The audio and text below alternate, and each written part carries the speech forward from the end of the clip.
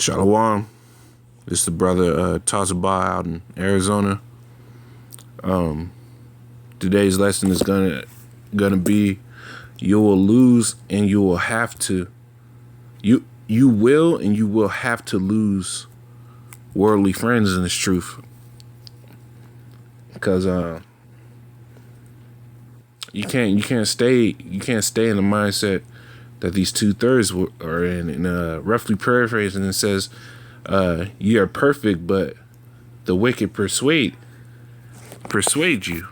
So, you don't want to stay with these worldly people around you. The most worldly person you should have around you is your woman, if you have one. Because just like Lot's wife, she didn't have faith, and that's why she turned around. Most of these females don't have real faith, so it's gonna slip you up. You don't want to be around too much of that. But the first script I'm gonna go into is 1 Peter's 4 and 3. For the time is past of our life may suffice us to have wrote the will of the Gentiles. Because when you were in the world, you was cool with all the shit that these 2/3 and these heathens were into. That's why it says, for in times past of our life may suffice us to have wrote the will of the Gentiles. The will of the Gentiles was to do all these heathenistic things. It says, when we walked in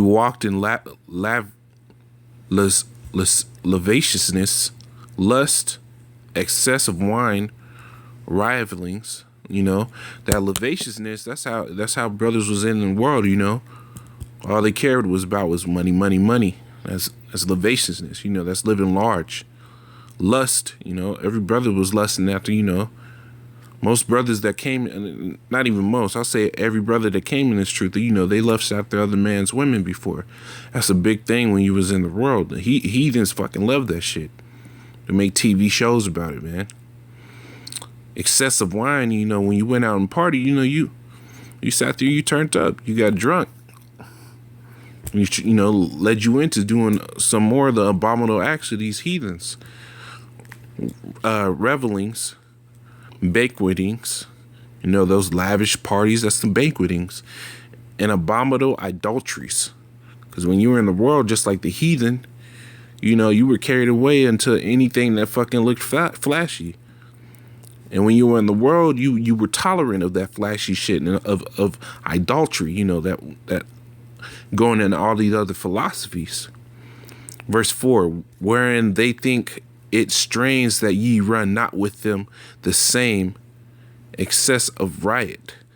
Because, when you come in this world, in this truth, brothers going to look at you strange. Because you're not going to be doing the same heathenistic shit that you was doing before. You're not going to, live the same lifestyle. You're not going to be a 2/3 anymore. You're going to be strange to them because you're not doing the same shit with them. And it says speaking evil of you, because they're gonna start, when they see that you're not doing the same shit. And the scripture says, the scriptures say, if you love the world would have loved you. Roughly paraphrasing, but when you get into this thing, they look at you strange. You're basically an enemy to them.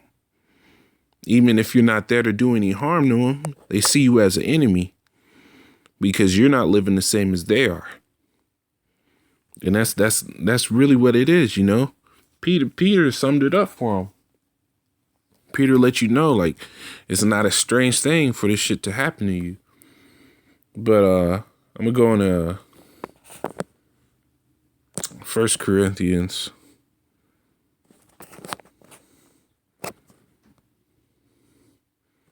1 Corinthians chapter 5. 9, I wrote unto you in an epistle not to company with fornicators, because you don't, when you come into this truth, you want to separate yourself from those evil men, those 2/3, the heathen. You want to separate yourself from them because you don't want to be tied in with these men that have nothing to do with what you're doing. Verse 10, yet altogether with the fornicators of this world, says, be not the world, love not the world, not of the things therein, or with covetousness, extortioners, or with idolaters, for then must ye need go out of the world. Because it's a must that you come out of this world. You know, and the first thing, you know, when you come in this truth, it's a delicate thing. You know, because, you know, the look of and the lore of all the shit that they're doing out here, you know, is wrong. But it's when you first come in, you're like, man, it's something to do. But, you know, brothers, it's important for you to separate yourself from this world and separate yourself from worldly men. You know, if you need brothers, you know, you pray to the Lord. He'll give you some brothers. I did it. And, you know, and Most High willing, he gave me brothers. I'm going to jump right into 2 Corinthians chapter 6 and 14. Be not unequally yoked together with unbelievers. And at the end of the day, the unbelievers truly are these 2/3 niggas and these heathens because they don't believe on the true spirit of Yahweh Hashem Yahushai. And going back to that 1 Peter's 4 and 2, they look at you strange because you know the truth. And it's sure what you know. And you can back it up with scriptures. You know, so, you know, and they don't believe what you believe. And what you believe is in truth when you come in this.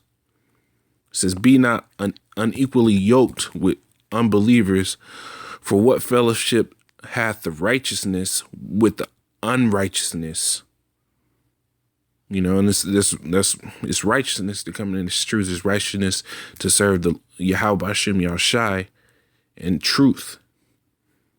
And take the true record of Yahweh Hashem Yahushai. He said he was an austere man. You know, he wasn't this fucking weak ass Edomite that all these fucking heathens preach. He ain't never been a soft ass cracker. He was a hard man, a stern man. And that's in truth. It says, what fellowship hath the righteousness with the unrighteousness? Don't be out here with these 2/3 niggas. It's not gonna fucking benefit you. Find brothers, you know.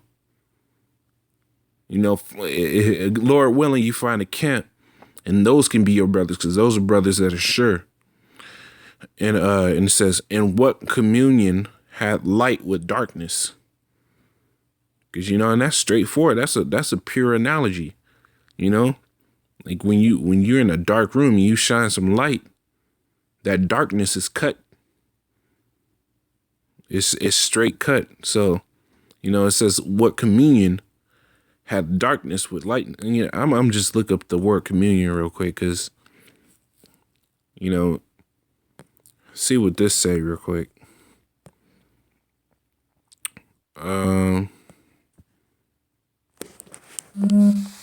Strong's G 2842.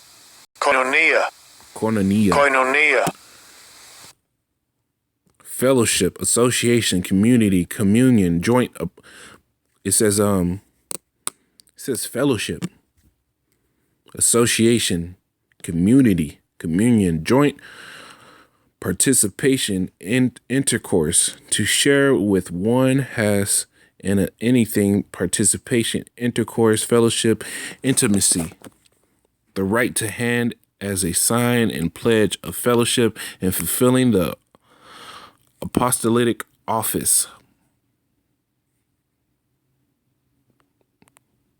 A gift jointly contributed, a collection, a contribution, as exhibiting an embodiment and proof of fellowship. So, you know, what do you have to do with these ungodly, unrighteous, dark niggas? Because it says if they not speak of this word, it's because there is no light in them. So, you know, separate yourself from these from these 2/3 niggas and these heathens, man. It's for your benefit. You know, cleave unto the Lord. It says in the scriptures, hate your life unto death. It says, fight for the truth unto death, and the Lord will fight for you. you know?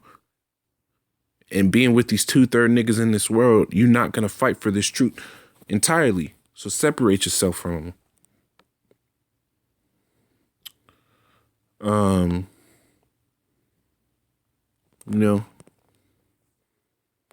You know, and with that being said, that's what this lesson is about. You will and you will have to lose worldly friends. It's a must. The Lord is going to have to separate. It's just like the corn and the seeds. It's going to have to separate you from everything else so you can truly come into this truth. All the worldly shit, cast it behind. All the worldly friends, cast them behind, man. Fuck them. Truly, it's fuck them. Worldly family, fuck them. If they ain't in this truth, truly, they ain't worth shit. If they ain't following the law of Yahweh Hashem Yahushai and believing on the name of Yahweh Hashem Yahushai, fuck them. And with that being said, all praises Yahweh Hashem Yahushai, Barakatah Yahweh, Barakatah Yahushai. Peace to all the Akim out there in the highways and byways pushing this truth in its entirety and sincerity. Stay sane and strong, brothers. We almost out of here. Shalom.